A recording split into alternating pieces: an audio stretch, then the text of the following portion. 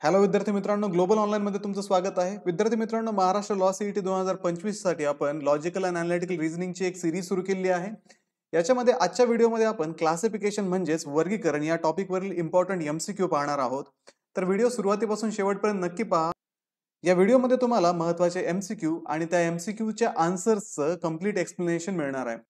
मित्रांनो, Maharashtra law CET 2025 ची जी live batch आहे ती 1 जानेवारी 2025 पासून आम्ही सुरू केली आहे. या बॅच मध्ये तुम्हाला संपूर्ण अभ्यासक्रमावरती डेली लाईव्ह क्लासेस मिळणार आहेत. पूर्ण अभ्यासक्रमावरती व्हिडिओ लेक्चर्स, संपूर्ण अभ्यासक्रमाच्या नोट्स तुम्हाला इथे दिल्या जातील. त्याच्यानंतर तुमच्या मॉक टेस्ट पण घेतल्या जातील आणि सोबतच तुम्हाला 2000 पेक्षा अधिक एमसीक्यू या बॅच मध्ये प्रोव्हाइड केले जातात. तर ही बॅच जॉईन करण्यासाठी दिलेल्या कॉन्टॅक्ट नंबरवरती तुम्ही व्हॉट्सअप करा.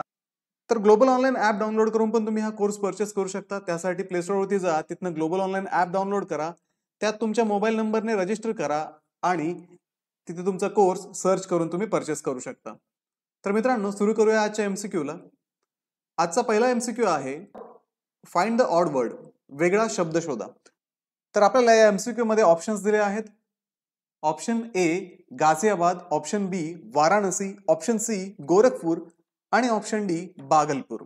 तर आपल्याला हे चारही जे ऑप्शन्स आहेत ते व्यवस्थित पाहायचे, त्याच्यामध्ये काय सिमिलरिटी आहे, काय रिलेशनशिप आहे ते आपण आयडेंटिफाय करायचं आणि त्याचं जे योग्य उत्तर असणार आहे ते आपण याच्यामधून आयडेंटिफाय करायचंय. तर मित्रांनो, आपण पाहू शकता गाझियाबाद झालं, वाराणसी झालं, गोरखपूर झालं आणि बागलपूर झालं, हे शहरांचे नावं आहेत.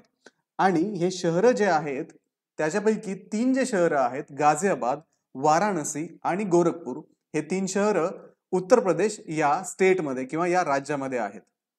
आणि चौथं जे दिलेलं शहर आहे बागलपूर, हे शहर बिहार या राज्यामध्ये आहे. त्याच्यामुळे या ऑप्शन मध्ये करेक्ट आन्सर असणार आहे ऑप्शन डी बागलपूर, की जे बिहार राज्यात आहे आणि उर्वरित सगळे जे आहेत गाझियाबाद, वाराणसी, गोरखपूर हे उत्तर प्रदेशमध्ये आहे. ठीक आहे, चला आता पुढचा प्रश्न आपण पाहूयात. पुढचा प्रश्न आहे फाइंड द ऑड पेअर, वेगळी जोडी शोधा. याच्यामध्ये तुम्हाला ऑप्शन्स दिलेत light heavy, crime blame, short long, man woman. जर ऑप्शन मध्ये आपण पाहिलं तर आपल्याला ऑप्शन जे आहे ते विरुद्धार्थी शब्दांचे ऑप्शन दिले आहेत, म्हणजे अँटोनिम्स आपल्याला दिलेले आहेत. जसं की मॅन वुमन असेल, हे एक अँटोनिम आहे. शॉर्ट लॉंग हे एक अँटोनिम आहे. लाईट हेवी म्हणजे हलका आणि जड हे एकमेकांचा विरुद्धार्थी शब्द आहे. त्याच्यामुळे याच्यामध्ये बी जो ऑप्शन आहे क्राईम आणि ब्लेम हे एकमेकांचा विरुद्धार्थी शब्द नाही, म्हणजे गुन्हा आणि दोष हे एकमेकांना विरुद्ध नाही. त्याच्यामुळे याच्यामध्ये असणारी जी ऑड पेअर आहे ती ऑप्शन बी गुन्हा दोष क्राईम ब्लेम ही असणार आहे. त्यामुळे या प्रश्नाचं योग्य उत्तर आहे ऑप्शन बी क्राईम ब्लेम किंवा गुन्हा दोष. ठीक आहे, आपण काय केलंय, आपण या क्वेश्चन मध्ये सगळे ऑप्शन पाहिले. ऑप्शन पाहिल्यानंतर आपल्याला लक्षात आलं की इथे एकमेकांचे विरुद्धार्थी शब्द म्हणजे अँटोनिम्स दिलेले आहेत. आपण अशी जोडी निवडली की ज्याच्यामध्ये अँटोनिम किंवा हे विरुद्धार्थी शब्दाचं रिलेशन नसेल, तर आपल्याला ती जोडी म्हणजे क्राईम ब्लेम ही मिळाली. ठीक आहे, त्याच्यावरून आपण ऑप्शन करेक्ट हा शोधलेला आहे. चला पुढचा आपण प्रश्न पाहूयात आता. फाइंड द ऑड पेअर, वेगळी जोडी शोधा. आपल्याला इथे ऑप्शन्स दिलेत AZ, BY, CX, DV, हे 4 ऑप्शन आपल्याला इथे दिलेले आहेत. तर आपल्याला याच्यामध्ये वेगळी जोडी शोधण्यासाठी, जसं मी तुम्हाला अॅनालॉजीच्या व्हिडिओमध्ये सांगितलं होतं की अल्फाबेट्स जे आहेत ते आपण 1 to 26 जर काउंट केले तर प्रत्येक अल्फाबेटला एक वेगळी पोझिशन आपण देऊ शकतो. ए ला जर आपण 1 दिला तर आपण झेड पर्यंत जाऊ तर 26 नंबर देऊ शकतो. आता तेच नंबर आपल्याला इथे मेन्शन करावे लागतील. ठीक आहे, तर ए च्या बाबतीत जर आपण पाहिलं तर ए फर्स्ट नंबरला आहे म्हणून 1, झेड हा 26 नंबरला आहे म्हणजे 26 नंबरला आहे, बी 2 नंबरला येतो, त्याच्यानंतर वाय हा 25 नंबरला येतो. नंतर जर आपण सी च्या बाबतीत पाहिलं तर सी हा 3 नंबरला येणारा आहे. नंतर एक्स जो आहे तो 24 नंबरला येतो म्हणजे 24 नंबरला येतो. डी 4 नंबरला येतो आणि व्ही जो आहे तो 22 म्हणजेच 22 नंबरला येतो. तर आपण सुरुवातीला काय केलं, यांचे नंबर्स आपण इथे दिले. त्याच्यानंतर आपण काय करूयात, आता ज्यावेळेस आपण ह्या जोडीमध्ये या पोझिशन्सची म्हणजे 1 + 26 यांची ऍडिशन किंवा बेरीज करतो त्यावेळेस आपल्याला 27 आन्सर येतं. 2 आणि 25 ची बेरीज केल्यानंतर आपल्याला 27च येईल. सी आणि एक्स 3 आणि 24 ची पण बेरीज म्हणजेच ऍडिशन ही 27 येते. त्यानंतर 4 आणि 22 ची जर ऍडिशन केली तर ती 26 येते. म्हणजे आपल्याला इथं दिसतंय की एक रिलेशन आपण एस्टॅब्लिश केलं, त्या रिलेशन मध्ये आपल्याला ह्या 3 ऑप्शन मध्ये 27, 27, 27 हे आन्सर मिळालं, कारण आपण त्यांच्या पोझिशनची ऍडिशन म्हणजेच बेरीज केली. पण चौथ्या जोडीच्या बाबतीत काय झालं, ती जी ऍडिशन आहे ती 26 आली, म्हणजे ही ऍडिशन ह्या 27 पेक्षा वेगळी आहे, म्हणून डीव्ही ही जी जोडी आहे ती याच्यामध्ये वेगळी असणार आहे. This pair will be odd pair among the given options. So the correct answer will be option D. Option D याचं करेक्ट आन्सर असणार आहे. ठीक आहे विद्यार्थी मित्रांनो, हे समजलंय तुम्हाला. याच्यासाठी तुम्हाला ह्या पोझिशन्स माहिती पाहिजेत. तुम्ही स्वतःही या पोझिशन्स पेपरवरती लिहून त्याची प्रॅक्टिस करू शकता. एक्झाम मध्ये तुम्हाला ह्या पोझिशन्स बऱ्याचशा टॉपिक मध्ये रिक्वायर्ड असतात. चला पुढचा प्रश्न आपण आता पाहूयात. Find the odd letter group. वेगळा संच शोधा. याच्यामध्ये आपल्याला 4 संच दिलेत, 4 ग्रुप दिलेत लेटर्सचे. ते आहेत option A DFH, option B JLN, option C PRT आणि ऑप्शन डी VWX. तर विद्यार्थी मित्रांनो, जसं की आपण मागच्याच क्वेश्चन मध्ये यांना नंबरिंग केली होती, तसेच नंबर किंवा तशाच पोझिशन आपण यांच्या इथे पहिले लिहून घेऊ. त्याच्यावरनं आपण एक रिलेशन शोधण्याचा प्रयत्न करू आणि ज्या जोडीमध्ये किंवा ज्या ग्रुपमध्ये हे रिलेशन वेगळं असेल तो ग्रुप या ऑप्शन्स मध्ये ऑड असेल किंवा वेगळा असेल. तर डीच्या बाबतीत जर आपण पाहिलं तर डी ला 4 नंबर येईल, एफ ला 6 नंबर, एच जो आहे त्याची पोझिशन अल्फाबेटिकल सिरीज मध्ये 8 आहे, त्याच्यानंतर जे 10 नंबरला आहे, एल जो आहे तो 12 म्हणजेच 12 नंबरला, एन हा 14 म्हणजे 14 नंबरला आहे. त्याच्यानंतर PRT मध्ये पी जो आहे तो 16 नंबरला आहे, आर हा 18 नंबरला असतो, त्याच्यानंतर टी हा 20 नंबरला आहे. व्हीच्या बाबतीत जर आपण पाहिलं तर 22, डब्ल्यू 23 आणि एक्स जो आहे तो 24 नंबरला आहे. तर आपण या पोझिशन्स मध्ये असणारं रिलेशन पहिले शोधूयात.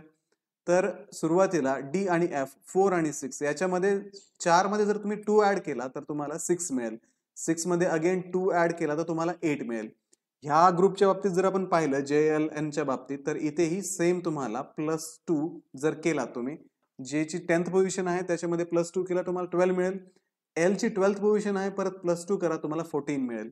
इथे PRT मध्ये पण तेच रिलेशन आहे, 16 + 2 18, 18 + 2 20. ठीक आहे. त्याच्यानंतर VWX मध्ये जर आपण पाहिलं तर सुरुवातीला इथे तुम्हाला 22-23 मध्ये फक्त 1 चा डिफरन्स आहे म्हणजे +1, 22 + 1 is 23, त्याच्यानंतर 23 + 1 is 24. तर आपण इथे पाहू शकतो की या पेअर मध्ये पहिल्या ज्या 3 पेअर्स आहेत त्याच्यामध्ये जे लेटर्स आहेत त्याच्यामध्ये +2 पोझिशनचा फरक आहे, पण चौथ्या पेअर मध्ये फक्त +1 याचाच फरक आहे. त्याच्यामुळे या ऑप्शन्स मध्ये करेक्ट आन्सर जे असणार आहे ते ऑप्शन डी VWX हे आन्सर असणार आहे. ठीक आहे, समजलंय. मग आपण काही नाही केलं, आपण फक्त यांच्या पोझिशन लिहिल्या, त्याच्यानंतर त्यांच्यामध्ये असणाऱ्या जे रिलेशन आहे ते आपण इथे लिहिलंय. त्या रिलेशनवरनं आपण आयडेंटिफाय केलं की या चौथ्या जोडीमध्ये हे रिलेशन वेगळं आहे, म्हणून ही जोडी पण वेगळी असणार आहे. तर हे याचं योग्य उत्तर आहे ऑप्शन डी. चला मग आता आपण पुढचा प्रश्न पाहूयात. Find the odd letter group. वेगळा संच ओळखा. इथे आपल्याला ऑप्शन दिलेत NOPQ, ऑप्शन बी दिलाय JKLM, ऑप्शन सी दिलाय FGHI आणि ऑप्शन डी आहे ABCE. तर विद्यार्थी मित्रांनो, आपण जसं मागच्या काही एक्झाम्पल मध्ये यांचे नंबर्स लिहिले होते, यांच्या पोझिशन लिहिल्या होत्या, तसंच याच्यामध्ये आपण पोझिशन लिहूयात. एन जो आहे तो 14 नंबरला म्हणजे 14 नंबरला आहे, ओ ची जी पोझिशन आहे ती 15, पी 16 नंबरला आहे, क्यू हा 17 नंबरला आहे. त्याच्यानंतर JKLM मध्ये अगेन 10, 11, 12, 13, त्याच्यानंतर FGHI मध्ये 6, 7, 8 आणि 9, ABCE मध्ये 1, 2, 3 आणि 5. तर आपण इथे पाहू शकतो 14, 15, 16, 17, 10, 11, 12, 13, 6, 7, 8, 9, 1, 2, 3, 5. तर इथे आपल्याला दिसतंय, स्पष्टच दिसतंय की ह्या ज्या ग्रुपमध्ये NOPQ असेल किंवा JKLM असेल किंवा FGHI असेल, हे जे अल्फाबेट आले ते सलग आलेले आहेत. पण ही चौथी जोडी जी आहे त्याच्यामध्ये पहिले 3 तर सलग आले, पण चौथी त्याच्यामध्ये असणारं जे चौथं अल्फाबेट आहे ते एक स्किप करून आलेलं आहे, म्हणजे याच्यामध्ये डी असायला हवं पण डी ऐवजी त्यांनी डायरेक्टली ई घेतलेला आहे. म्हणजे इथं +2 एवढी पोझिशन ऍड केलेली आहे. बाकीच्या सगळ्या केसेसमध्ये तिसऱ्या आणि चौथ्यामध्ये फक्त +1 ऍड केलेला आहे. +1 इथे पण +1 दिसतोय, पण या चौथ्या जोडीमधल्या तिसऱ्या आणि चौथ्या लेटरमध्ये +2 ऍड केलेला आहे. म्हणजे या सगळ्यामध्ये ही जी जोडी आहे ABCE ही जोडी वेगळी आहे. त्याच्यामुळे या प्रश्नाचं योग्य उत्तर असणार आहे option D, A, B, C आणि E. ठीक आहे, चला तर मग आपण आता पुढचा प्रश्न पाहूयात.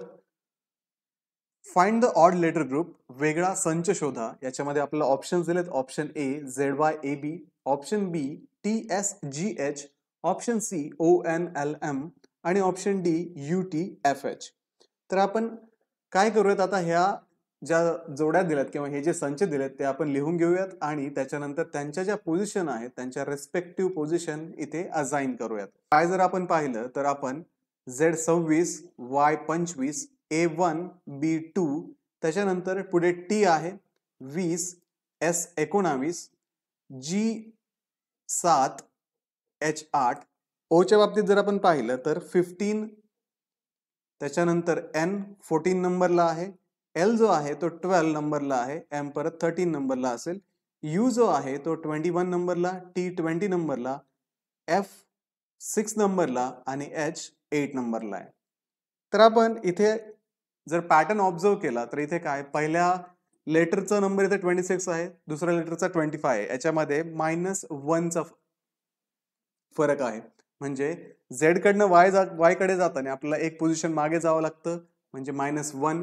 त्याच्यानंतर इथे जर आपण पाहिलं AB, इथे हे सलग अक्षर आले आहेत म्हणजे +1, -1 +1. इथे आपण पाहिलं TS मध्ये तर अगेन -1, 7 कडनं 8 कडे जाताना परत +1. ON मध्ये -1, 15 - 1 14 आणि इथे 12 13 12 आणि 13 मध्ये तुम्हाला इथे +1 करावं लागेल. आता इथे UT मध्ये -1 आहे, पण FH मध्ये +2 चा फरक आहे. तर आपण इथे पाहू शकतो की पहिल्या आणि दुसऱ्यामध्ये -1 चा फरक आहे, तिसऱ्या आणि चौथ्यामध्ये +1 चा फरक आहे. हा पॅटर्न इथेही रिपीट झालाय. ऑप्शन सी मध्ये पण हा पॅटर्न रिपीट झालाय, पण ऑप्शन डी मध्ये आपण जर पाहिलं तर -1 +2, इथे +2 आहे. म्हणजे ही जी जोडी आहे ती हा -1 +1 चा जो रूल आहे बाकीच्या 3 जोड्या फॉलो करताय, पण ही जोडी किंवा हा जो ऑप्शन आहे, हा जो संच आहे, तो संच हा रूल फॉलो करत नाही. त्यामुळे याच्यामध्ये जो वेगळा ग्रुप आहे तो UTFH हा ग्रुप वेगळा असणार आहे. त्याच्यामुळे याचं योग्य उत्तर ही ऑप्शन डी UTFH हे असणार आहे. ठीक आहे, समजलंय. मग एकदम सोपं आहे, याच्यामध्ये वेगळं किंवा अवघड असं काहीही दिलेलं नाहीये. तर विद्यार्थी मित्रांनो, हे होते क्लासिफिकेशन या टॉपिक मधील काही महत्त्वाचे प्रश्न. व्हिडिओ आवडला असल्यास व्हिडिओला लाईक करा, तुमच्या मित्रांना हा व्हिडिओ शेअर करा. तुमचे काही प्रश्न असतील तर तुम्ही व्हिडिओवरती कमेंट करा. त्यानंतर या सिरीजमध्ये पहिले जे 2 व्हिडिओ झालेले आहेत ते प्लीज चेकआउट करा. आणि 1 जानेवारी 2025 पासून जी आपली लाईव्ह बॅच सुरू झालेली आहे, ती लाईव्ह बॅच जॉईन करण्यासाठी तुम्ही दिलेल्या व्हॉट्सअप नंबरवरती कॉन्टॅक्ट करा किंवा प्ले स्टोअरवरती जाऊन ग्लोबल ऑनलाईन ॲप डाउनलोड करून तिथेही हा कोर्स तुम्ही परचेस करू शकता. तर भेटूया अशाच पुढच्या व्हिडिओमध्ये. तोपर्यंत एक्झामचं प्रिपरेशन करत राहा. थँक्यू.